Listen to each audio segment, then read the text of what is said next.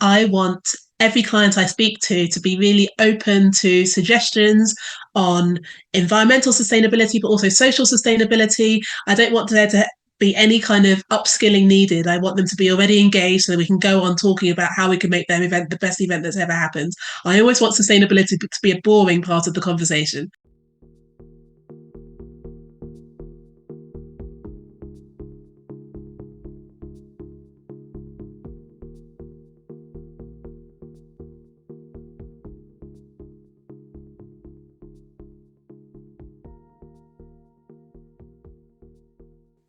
Welcome to Talking About Thinking the Unthinkable, our latest leadership conversation and podcast.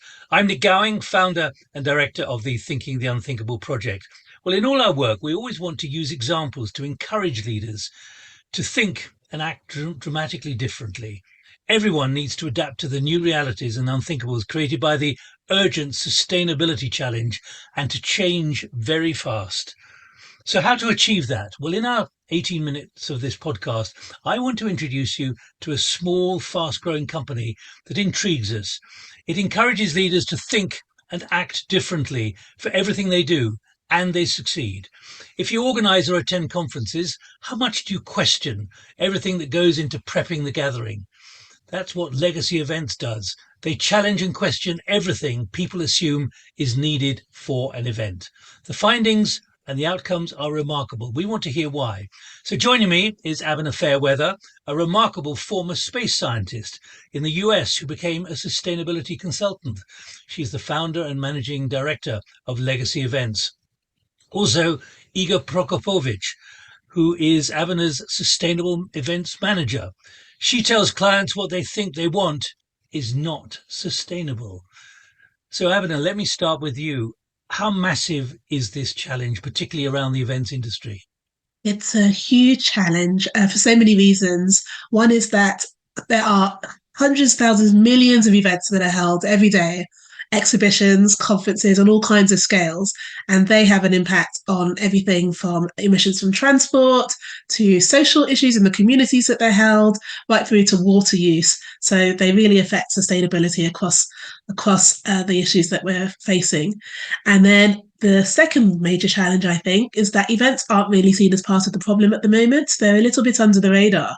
And so when companies are talking about their net zero strategies or their ways of dealing with the climate emergency or biodiversity challenge, they're very rarely speaking to their events colleagues. And so at the moment, there isn't really a cohesive strategy for how we're going to decarbonize the events industry or just make it more sustainable generally. Do you think people who go to events really understand what you're saying? I've got a figure here of 1.2 billion kilos of CO2 dispensed every year just for these kind of events. But that's a massive amount of CO2, carbon dioxide. It is huge, and actually, probably the greatest impact of the events industry is the travel. But I think the most visible side of the unsustainable nature of events at the moment is the waste that you see. So I don't know if any of you have ever seen around the back of the Excel Centre or an exhibition centre Yes, and in just London. seen how much goes to in London, how much goes to landfill, all that merchandise that's given away. It's hugely wasteful, and that's really the most visible aspects, I think, of the unsustainable nature of the industry. But very few people think about perhaps the ecology issues or the carbon issues or the food and drink issues that surround events. How much do you think you're really trying to really change mindsets on this? In other words, people like us who think about sustainability go to conferences but don't think about the sustainable nature of the conference they're attending. It's a really great question. And a lot of people think, well, the answer is virtual events. Maybe events are unimportant considering the damage they're doing. Maybe we should just stop going to events. And I disagree with that because I think events are hugely important to achieve the kind of transformational change that we're going to have to achieve to solve some of these problems. Bringing people together is really the best way that humans have found to deal with these challenges. So we have to gather. It's just about gathering in a more mindful way and considering the impact of what we're doing so that the gathering only has these positive outcomes and it doesn't come with all of the negative aspects that we're currently seeing. There you go. You actually talk to sales managers of hotels and conference centers and so on. What are the kind of things you face when you raise all this with them? I mean, part of the venue selection process for me as a sustainable events manager is assessing the sustainability of the venue. So I have to ask the sales managers, and the sales managers have to come back to me with the answers about energy. What kind of energy is the venue using? Do they have LED lighting? You know, how do they conserve water? Find out about their chain in purchasing as well. So they need to kind of trigger all of those departments to come back to me. And if they want a deal, they need to bring me the answers. So if I get that sales manager to start thinking about those sustainability questions, that's already part of my success, because he will then ask questions from different departments, and perhaps that will trigger some sort of change within their work, not only for my event, but for other future events as well. Are you often asking questions they'd never even thought about? In other words, they don't have the answers, even though sustainability is now increasingly important. Oh yeah, like from how is your pool heated, or um, some hotels. There was one hotel that claimed that they use salt water. My colleague was so interested in it that she actually went and tried the water. She dipped her finger, and it was not salt water, so we had to give them a mark down from that. But yeah, there is a lot of questions that we ask, from waste to heating pool water and those sorts. So they need to go back and find out. So that definitely triggers change in thinking. What about, for example, each bedroom? I mean, most hotels have 200 to 300, 400 beds, 400 bedrooms, air conditioning, and so on. What about that? Do they think about that? How much does that enter into your calculations, acting for a client, as to whether you should actually have a conference in this hotel? Absolutely. I mean, from our point of view, if we are putting 300 delegates into a hotel, I don't want that hotel, or every single hotel bedroom, to have the lights on when they enter, have the TV on when they enter, have the aircon on, because we just tend to leave them on. So from my perspective, I do the check before the guests arrive, whether the bedroom is clean and suitable for them to stay in, also that it is sustainably suitable for them as well. So for that conference, I did happen once, which the sales manager weren't very happy about, but I did my check, and turns out that all of the TVs are on in all of the 300 bedrooms that were about to be occupied. And I did ask them to go and turn them off. There wasn't a central system to turn all of the TVs off, and they had to go to each bedroom and turn them off one by one, which was obviously very annoying. But I'm really hoping that from that they learned their lesson not to leave them on at all. So, Abena, what kind of shift do you think you're making already? You're small but growing fast, and you're having to tell people things which they probably have never thought about, as we've just heard from Iga. What kind of shift do you think you're making? Because there are those who are watching this, leaders, C-suiters, others, who will say, I've never even thought about all this. I now need to be thinking about it. So we're obviously bringing business to venues, to suppliers, so that gives us a certain amount of influence. So by being the thorn in their side, as Igor says, and pestering about some of these issues, and being thorough about it as well, like Igor says, we really will go rifling around in a venue's bins to check that they are recycling in the way they have said. It means that once the venue in this case has gone through the hard work of meeting our standards, they might as well continue to do that because they know they have to change. So we're really that final catalyst, the final push to get a venue or a supplier that has been thinking about what they need to do to really make the change. And we're happy to support as well. We're not just annoying. We do give advice and support to those suppliers who do want to change. So that's one influence we're having. The other is, I think, that we run really good events. For us, events are better because they're more sustainable. And so that motivates and inspires other people to do the same. We've had several occasions where we've brought out some innovation, I suppose, at an event. My favourite at the moment are these lanyards that we use for badges that are made from recycled paper. And they're still quite new, bizarrely, in 2024, but people love them. And so by showcasing innovations like that for events, it brings those small suppliers to the market who wouldn't really be seen. And so it helps us raise the profile of smaller businesses, but also show there are alternatives out there to some of these standard things that are being used in the events industry. What about the scale of everything, Abena? Because The amount of food that's wasted, for example, people expect food, but actually a lot of people don't eat it or they make other choices. And other things like pens, badges, so many of these things which actually, could be recycled or not needed at all. In other words, much needed as well, much can be used as well from an app. You don't need to have the paper. Um, are you making that massive kind of shift in terms of understanding what makes a good conference and why it can be much better in a kind of semi-virtual hybrid way? Yeah, Um, absolutely. And that's a key part of what we do as well. I can see Ego's got an example, so I'll let her jump in. Yeah, ego. uh, for me, it is very obvious that everyone will carry a pen. The days where we were giving out pads and pens are long gone, at least for me. There is still, maybe one or two delegates per conference that will come ask me for a pad and a pen, and we always manage to find something for them. But if you don't need it, why create more?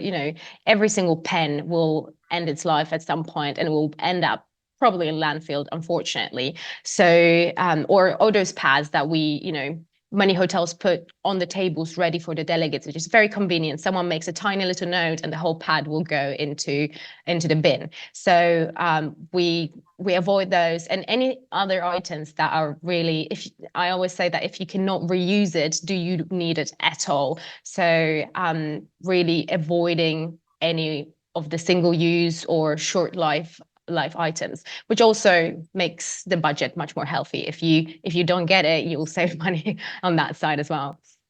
And And what about that's food as well, which I raised with you? yeah, absolutely. So a lot of venues tend to over cater massively, and also it is very hard to predict the number of people that will actually show up to the event.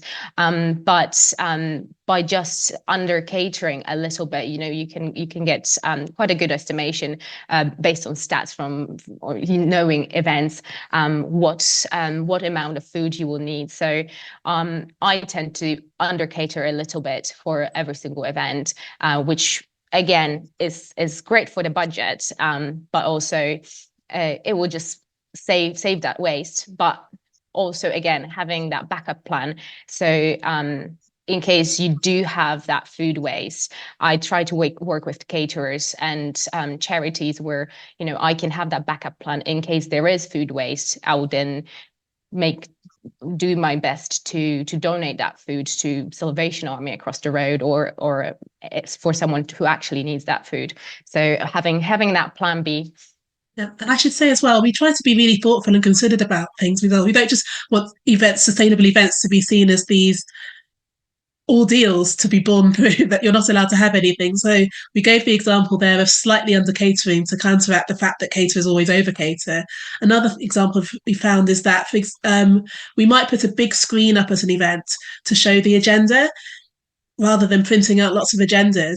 And that big screen acts as a kind of water cooler gathering point for delegates. So we found that people like to meet around the big screen and compare what sessions they're going to. So it acts as a meeting point. And so it really helps with that networking. And so it's not all just about taking away your nice things. We do try and be very thoughtful in terms of the event design to make sure it is still a great event without some of this waste. Broadly, as the person who sort of got this together, Abena, should we really be shocked by how much we are not thinking about recycling, about more than single use? In other words, we're just taking it for granted. Are you changing the thinking about that among those who tend to go to conferences? Yeah, we are changing the thinking. We've had several examples of people who've been to one of our events and then gone to, I suppose, a normal event and then commented on the difference in terms of how wasteful those other events are. And so you can only hope they're taking that new mindset to their organizations as well, to their event teams. So absolutely, we're making a difference in the mindset when people see you can have a fantastic event that is sustainable as well. And that's the reason we organize the event, so people can see it and they don't have to read about it. It's not about stats, they can experience it for themselves, which really is what an event is about. It's about that experience and that experiential sense. So if someone comes to our events and they can really feel it, that's so powerful. What about the human side of this ego? Because obviously, in a conference center or in a hotel, there are staff. Do they understand it? Do they have to be educated, upskilled, whatever you want to call it, in order to think in a different way? Because presumably they're just working for their employer and doing what their employer wants. I would say it is very unfortunate how, I think all of us are very educated in that area, and it's not made easy for us. All of recycling policies around that, especially different boroughs having different recycling policies on which bin to put items into. So it's really not made easy. But from my side, when I work with event managers on the venue side or my suppliers, I do my best to actually explain to them as well that it's, even though you are using paper cups that technically can be recycled, they are still waste. And staying away from that, making that simple change, just use ceramics rather than paper cups, don't serve your biscuits and wrappers, where for them it's a hygienic point. For us it's another pile of waste that we will have to deal with, or someone will have to deal with. So through my work, I'm trying to do my best to educate them, and it's so great to see suppliers coming back to me like, oh, I've never thought about that, but nowadays we're not using plastic packaging to transport our plants, or we're trying to think of how we deliver goods and items, and that's a big win for me when I see that change happening within venues, suppliers, or even single employees of different companies, that they're actually, oh right, I could just, it's a no-brainer, but they've never thought about it before. We've got 3 minutes left. Let's end on a positive note. Do you think, Abena, that actually you are rapidly changing the way people think to the point where it's now becoming fashionable, or will become fashionable quite quickly, to have conferences in a very different way, in the same way that people are now accepting that recycled or reused clothes is quite fashionable? In other words, there is a movement underway. I really do think that one of the wonderful things about the events industry and people who work in the industry is that they are hugely creative.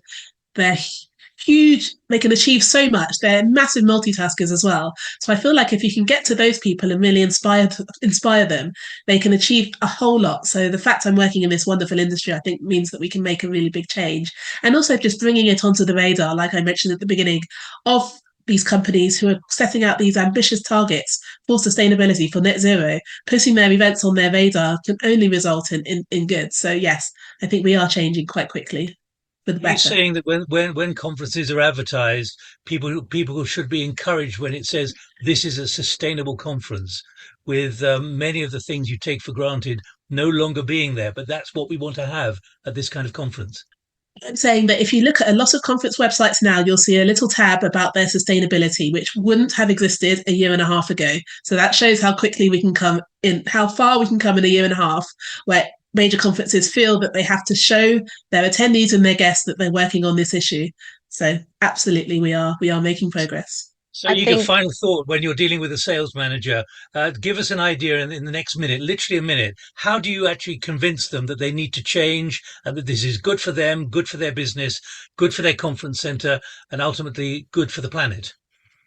I think they already see that in their inquiries, and a lot of sales managers keep coming back to me that they get more and more of these questions, and I can see that when I talk to a lot of venue managers, that they already have that tab on sustainability, which is amazing. Again, a year and a half, 2 years ago, I would not have seen that. But they can also, when they try to apply those changes, they can show that impact on the return of investment for their companies. So it's massive, because it will bring more clients in, but also by making a sustainable change in your building infrastructure, you see return on investment in there financially as well. So yeah, definitely we're on a good path. And sustainability at events, I just wanted to say there was a really good example that it's not like as an organization we're putting on an event, maybe only two staff events a year, so we can splash out and we don't have to worry about it. It's not like a cheat day in your diet. It's still, it will hurt the planet, so you might as well do the right thing and do it sustainably from day one, rather than, oh, but we're just doing it once or twice a year, so we don't have to worry about it. You still, it's still a good change. Abena, just tell us where you think this might have moved to in the next year and 18 months. I say that because when you think of it, a couple of years ago, we weren't even talking about nature. Look how that has now gripped the agenda. In a year and 18 months, I want every client I speak to be really open to suggestions on environmental sustainability, but also social sustainability. I don't want there to be any kind of upskilling needed. I want them to be already engaged so that we can go on talking about how we can make their event the best event that's ever happened. I always want sustainability to be a boring part of the conversation. That's where I'd love to be in 18 months. I wish we could talk for longer, but we've had our 18 months, 18 minutes of allowance. So thank you very much indeed for giving us a real taste. And you can reference every detail we've heard from Abena and Iga, because we'll be giving a transcript of this in parallel. So you can read through it and also you can make contact with them. Do please join us again when we next have a conversation about thinking the unthinkable. You can see that unthinkables don't have to be unthinkable. They are achievable. From me, Nick Gowing, until the next time, keep thinking unthinkables. More than ever, it's both possible and necessary, as we've heard from Abena and Iga. Bye-bye.